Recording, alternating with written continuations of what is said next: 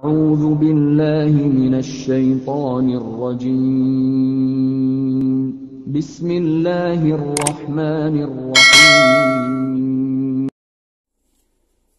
Bismillahirrahmanirrahim. Assalamualaikum warahmatullahi wabarakatuh. Alhamdulillahirrabbilalamin. Assalatu wassalamu ala asrafil anbiya'i wal mursalin wa ala alihi wa sahbihi rasulillahi ajma'in.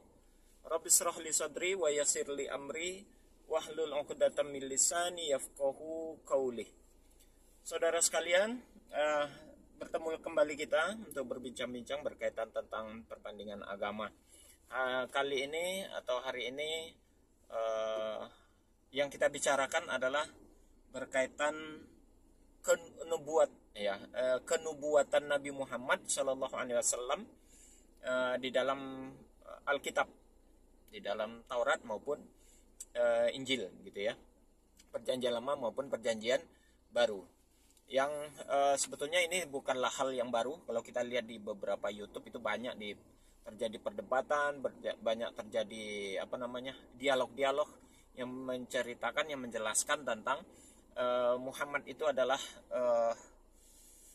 kenabiannya atau berita tentang Nabi Muhammad itu akan datang sebagai nabi akhir zaman itu banyak dibicarakan dan diperbincangkan.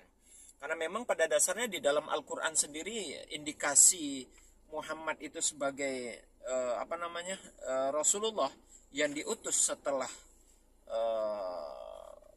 Nabi Isa atau penutupnya para nabi itu memang secara jelas dinyatakan oleh Al-Qur'an, gitu ya. Bahkan berita adanya Muhammad di dalam Alkitab pun Al-Qur'an menyinggung itu. Itu dijelaskan dalam surat Al-A'raf ayat 157. Ya, di mana Allah di sana mengatakan Bismillahirrahmanirrahim. Alladzina yattabi'una ar-rasulan nabiyyal ummi alladzina yajidunahu maktuban indahum fit Taurat wal Injil. Nah, itu ayatnya di dalam surat Al-A'raf ayat yang 157. Kata Allah di dalam ayat itu, yaitu orang-orang yang beriman mengikut Rasul nabi yang ummi, ya, yang namanya itu mereka dapati tertulis di dalam Taurat dan Injil yang ada di sisi mereka. Sebenarnya kalau dalam Injil ataupun Taurat yang berbahasa Ibrani, nama-nama Muhammad itu ada dituangkan di sana. Cuman masalahnya kitab Injil yang ada sekarang ini sudah banyak mengalami tambal sulam dan merekonstruksi kembali isinya sehingga dikaburkan, bahkan dihilangkan nama Muhammad itu tertuang di dalamnya, begitu ya. Namun demikian saudara, tetap saja indikasi tentang kenabian atau nubuatnya Nabi Muhammad itu masih jelas, masih tersirat di dalam Al-Qur'an, meski tidak disebutkan secara di dalam Al-Qur'an. Di dalam dalam Alkitab itu masih disebutkan. Meski tidak tersebut secara spesifik, tidak disebut namanya secara nyata, tapi indikasi, tanda-tanda yang menunjukkan kepada Nabi Muhammad itu masih tersimpan dan masih tersurat di dalam Alkitab, begitu. Sebenarnya kalau kita mau melihat di dalam di dalam Barnabas, Injil Barnabas maksud saya, saudara. Kalau dalam Injil Barnabas nama Muhammad sih masih sangat jelas tersebutkan bahwa dia seorang nabi dan utusan Allah. Ini sebagai contoh sajalah, sebagai contoh. Sebetulnya ini juga sudah pernah kita bahas ya di dalam satu topik sendiri tentang berita tentang datangnya Nabi Muhammad itu sendiri, ya. Itu sebetulnya sudah ada kita bahas menurut Injil Barnabas. Ini diantaranya saja. Di antaranya apa yang dikatakan oleh Injil Barnabas di dalam pasal 39 ayat yang ke-78. Di sana dikatakan bunyinya adalah hanya adalah Allah Maha Esa dan Muhammad adalah pesuruh Allah itu. Nah, itu. Kemudian masih dalam Injil Barnabas ini pasal yang ke-44. 44 di sana juga ada dikatakan ayat yang ke-86. Dan ketika aku telah faham kepadanya, jiwaku telah dipenuhi dengan penghibur sembari berkata, oh Muhammad, semoga Allah beserta engkau, dan mudah-mudahan dia mungkin menjadikan aku layak untuk membuka tali sepatunya, karena mencapai ini aku akan menjadi seorang Nabi Nesar dan orang kudus utusan Allah. Jadi ini pernyataan dari Yesus sendiri nih tentang nubuatnya Nabi Muhammad yang dituangkan di dalam Barnabas, Injil Barnabas, begitu ya. Satu lagi lah ayatnya. Di dalam Injil Barnabas juga ada tertulis, akan tetapi apabila Muhammad datang pesuruh suci Allah itu, ya, nama burung itu akan diangkatnya, ya, diangkatkan. Jadi berita tentang kenabian Muhammad itu tersebut di sini ada beberapa ayat, itu hanya 3 ayat saja. Kalau tidak salah ada 6 atau 7 ayat itu yang tertuang di dalam Injil Barnabas. Namun ini ya, Injil apokrip yang di iman Kristen atau umat Kristen ini tidak dipergunakan atau tidak diakui, begitu ya. Ya nggak apa-apa, nggak masalah. Bukan masalahnya diakui atau tidak, yang jelas berita nubuatnya Muhammad itu tertuang di dalam Barnabas. Kita sudah bicarakan itu tentang apa, kenapa, atau ada apa dengan Barnabas sehingga dia ditolak. Nah, itu yang pertama. Indikasi tentang adanya Muhammad diberitakan di dalam Taurat dan Injil. Tadi sudah saya sebutkan ayatnya di dalam Al-A'raf ayat 157. Nah, pertanyaannya kita sekarang, benarkah itu tersebutkan, terberitakan, tersampaikan di dalam Taurat dan Injil? Nah, gitu. Dalam Perjanjian Lama dan Perjanjian Baru, kita coba mengulasnya, saudara. Kita coba mengulas. Kalau seandainya kita lihat kepada Ulangan, kitab Ulangan pasal 18 ayat 17 dan 19.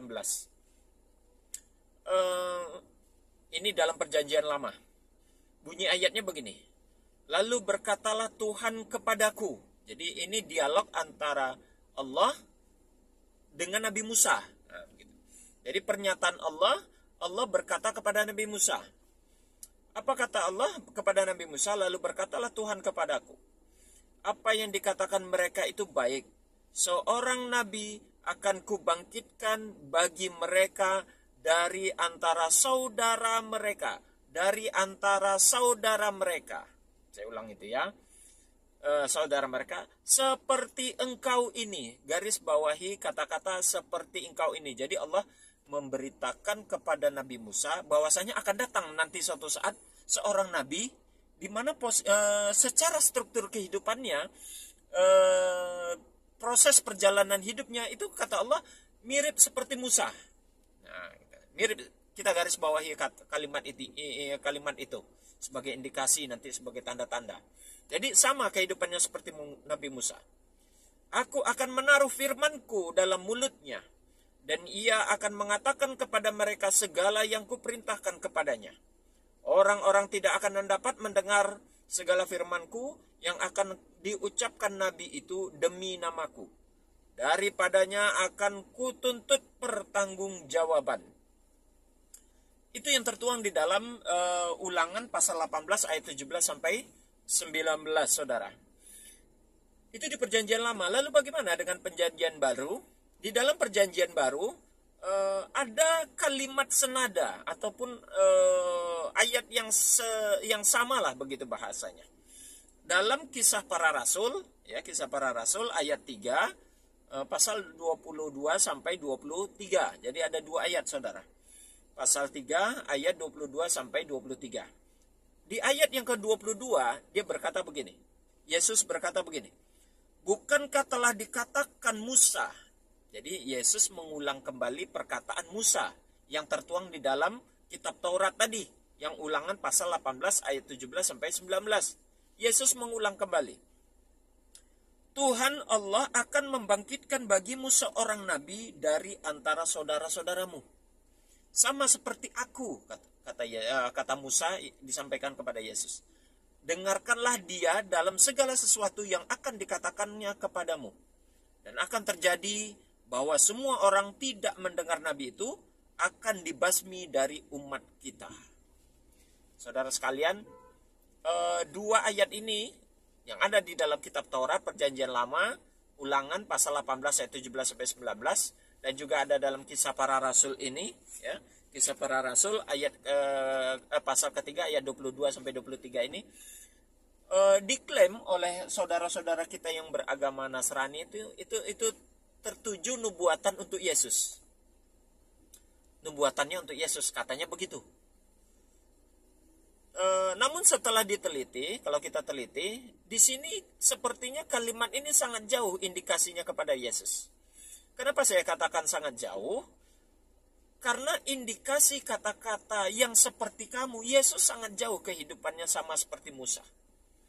Justru kalau kita mau menelaah dan meneliti, menilik kembali tentang kehidupan Musa, kita ada 3 sosok ini sekarang yang kita perebutkan. Musa, Isa atau Yesus, dan Muhammad. Mana yang lebih mirip antara Yesus dengan Musa atau Muhammad dengan Musa? Begitu ya. Coba kita perbandingkan saudara. Dalam pernyataan di ayat itu, kata-kata kuncinya adalah yang seperti kamu. Yang seperti kamu ini. Perkataan Allah kepada Musa. Kalau perkataan itu ditujukan kepada Yesus, jelas itu tidak mungkin. Karena nggak mungkin Yesus mengatakan dirinya, menubuatkan dirinya sendiri, itu nggak mungkin. Berita itu pasti datang dari pihak lain. Ya, dan itu bukan untuk dirinya, tapi untuk orang lain, begitu. Ya, kata-kata yang disamakan dimaksud di sini, kalau kita analisa, saudara, ada beberapa indikasi jelas kata-kata yang seperti kamu di dalam Taurat dan di dalam Taurat dan Injil, di dalam Ulangan pasal 18 tadi dengan Kisah Para Rasul ayat yang pasal yang ketiga tadi, ya. Pertama, keberadaan Nabi Musa dengan keberadaan Nabi Muhammad itu sama-sama memiliki orang tua. Dalam arti dia lahir secara biologis normal. Sedangkan Yesus tidak dilahirkan secara biologis normal. Sementara Musa dan Muhammad itu normal. Dia lahir melalui proses biologis. Ya, ada proses biologis antara percampuran sel telur antara perempuan dan laki-laki, sehingga proses biologis itu terjadi di dalam rahim secara normal, secara wajar, maka lahirlah Nabi Musa dan lahir Nabi Muhammad. Prosesnya sama. Sementara Yesus itu tidak proses biologis. Dia ada unsur perempuan, ada ibu, tapi tidak ada unsur bapak. Artinya Yesus tidak sama dengan Musa. Yang sama dengan Musa dari proses struktur kehidupannya dan lahirnya adalah Muhammad. Itu tanda pertama. Kemudian tanda yang kedua, Musa dan Muhammad diciptakan Allah secara normal tadi sudah. Yang kedua, Musa dan Muhammad adalah seorang nabi. Sekaligus dia kepala negara. Jadi Nabi Musa dan Nabi Muhammad itu sama-sama pernah diangkat menjadi kepala negara, menjadi pemimpin umat untuk membawa umat manusia dalam satu proses penyelamatan sama. Ya. Sedangkan Yesus selama hidupnya tidak pernah menjadi seorang pemimpin, tidak pernah menjadi kepala negara. Muhammad pernah, Musa pernah. Nah, itu indikasi yang kedua, struktur kehidupannya antara Musa dengan Muhammad itu ada kemiripan. Dia sama-sama pernah menjadi kepala negara, menjadi pemimpin. Sedangkan Nabi Isa atau Yesus itu tidak sama. Dia tidak pernah menjadi kepala negara. Bahkan hidupnya begitu tragis dalam kisah sejarah perjalanan Yesus itu. Ya, itu yang kedua. Kemudian Musa dan Muhammad tercatat dalam sejarah resmi memiliki keturunan, memiliki istri. Ya. Musa mempunyai keluarga, Muhammad juga mempunyai keluarga. Struktur kehidupan keluarganya sama-sama punya istri dan sama-sama punya anak.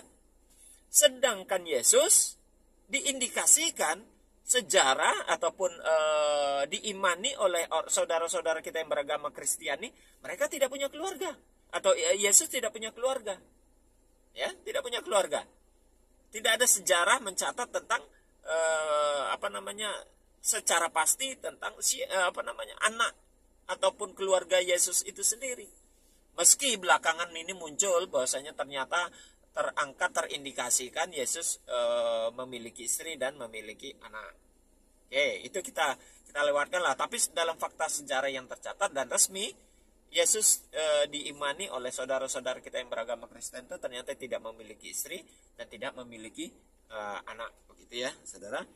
Kemudian Musa dan Muhammad sama-sama diterima oleh kaumnya, sedangkan Yesus sama sekali tidak. Meski Musa dan Muhammad awal kenabiannya ditolak sebetulnya, tapi seiring perjalanan waktu, pada akhirnya Musa dan Muhammad sama-sama diterima oleh kaumnya sebagai nabi utusan Allah. Sedangkan Yesus tidak ada catatan sejarah dia diterima oleh kaumnya sebagai seorang nabi dan rasul. Bahkan tragis kehidupan yang dialami oleh Yesus, dia mati di kayu salib sesuai dengan ketentuan keimanan orang Kristen atau saudara-saudara kita yang beragama Kristiani. Ya. Jadi itu persamaan dan perbedaan berikutnya antara Musa, Muhammad, Musa dan Yesus. Selanjutnya, Musa dan Muhammad itu membawa hukum ataupun aturan dan syariat baru. Ya. Dia membawa ajaran yang dalam arti ajaran yang dibawa oleh mereka, baik Musa maupun Muhammad, itu adalah ajaran yang Allah berikan konsep baru untuk umatnya. Sedangkan Yesus tidak membawa syariat baru. Yesus hanya melanjutkan hukum Taurat. Apa yang diajarkan oleh Musa, nah Yesus mengulang kembali itu, melanjutkan itu. Ya, artinya dia tidak membawa syariat baru, dia masih mengikuti syariatnya Nabi Musa. Sedangkan Muhammad memiliki syariat baru dengan turunnya Al-Quran ini, begitu ya. Kemudian Musa dan Muhammad, persamaan berikutnya, Musa dan Muhammad mengakhiri atau akhir hidupnya itu sama. Maksud saya sama itu wafat dengan cara yang wajar. Ya. Musa meninggal dengan kondisi wajar, Muhammad juga meninggal dalam kondisi wajar. Sementara Yesus wafatnya tidak wajar. Saya katakan tidak wajar karena dia mati di kayu salib dan diimani oleh orang saudara-saudara kita yang beragama Kristen. Dia mati di kayu salib lalu dikubur dalam 3 hari kemudian bangkit. Nah, nanti itu ada pembahasan dia sendiri, benarkah dia terkubur 3 hari atau tidak cukup 3 hari. Nah, ya. Dan dalam iman Islam Yesus tidak mati, ya. Sementara mereka meyakini Yesus mati. Matinya tidak wajar. Matinya karena tersalib di palang ataupun di kayu salib. Jadi tidak wajar. Tidak sama antara Musa dengan Yesus. Tapi Musa dengan Muhammad memiliki kesamaan dengan unsur akhir hidupnya, begitu ya. Kemudian yang terakhir, Musa dan Muhammad itu tidak datang untuk kedua kalinya ke bumi. Jadi persamaan Musa dan Muhammad sama-sama begitu berakhir hidupnya, ya udah tidak ada pengulangan lagi kemunculan dia di atas dunia ini, ke bumi ini. Sementara Yesus diimani dan diyakini dia akan suatu saat nanti di hari kiamat dia akan muncul kembali. Maka perjalanan proses dan struktur kehidupan Yesus tidak sama seperti Musa. Sementara Muhammad sangat persis sama seperti Musa. Indikasi itulah yang dijelaskan oleh Allah di dalam kitab Taurat dan juga di dalam perjanjian baru lah, taruhlah di Injil, begitu ya.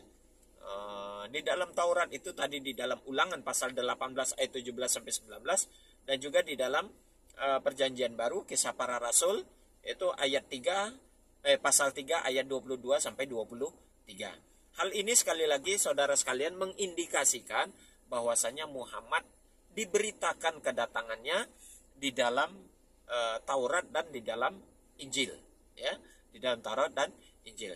Agar ini menjadi indikasi bahwasanya memang benar Muhammad itu adalah nabi akhir zaman gitu ya. Dan dia diinformasikan kedatangannya oleh Allah di dalam kitab-kitab sebelumnya sebelum Al-Qur'an ya, tentunya kitab Taurat dan Injil seperti yang saya katakan tadi, dan itu dengan jelas disebutkan bukan hanya sekedar bukan hanya sekedar isu, bukan hanya sekedar berita bohong, tapi memang jelas kedatangannya itu disampaikan sebagai penutup para nabi. Inilah yang ditegaskan di dalam surat Al-Ahzab ayat yang ke-40. Maka Muhammadun aba ahadin mir rijalikum walakin Rasulullah wa khataman nabiyyin. Jadi Muhammad itu sekali-kali bukanlah bapak dari salah seorang di antara kamu, tetapi dia adalah Rasul dan penutup para nabi. Nah, indikasi itulah yang dijelaskan di dalam Taurat dan Injil tadi, di dalam Ulangan pasal 18 ayat 17 sampai 19, juga di dalam Kisah Para Rasul pasal ketiga ayat 22 dan 23. Dan kalau mau diperkuat lagi di dalam Injil Barnabas, itu justru jauh lebih jelas dan lebih tegas pernyataan tentang kedatangan Muhammad, dan bahkan di situ Yesus sendiri mengatakan Muhammad itu pesuruh Allah. Demikian saudara, berkaitan tentang bincang kita hari ini berkaitan tentang nubuat Nabi Muhammad yang tertuang di dalam Taurat dan Injil. Demikian, terlebih dan terkurang mohon maaf. Kita akhiri dengan kafaratul majelis. Subhanakallahumma wa bihamdik, asyhadu an la ilaha illa anta, astaghfiruka wa atubu ilaik. Assalamualaikum warahmatullahi wabarakatuh.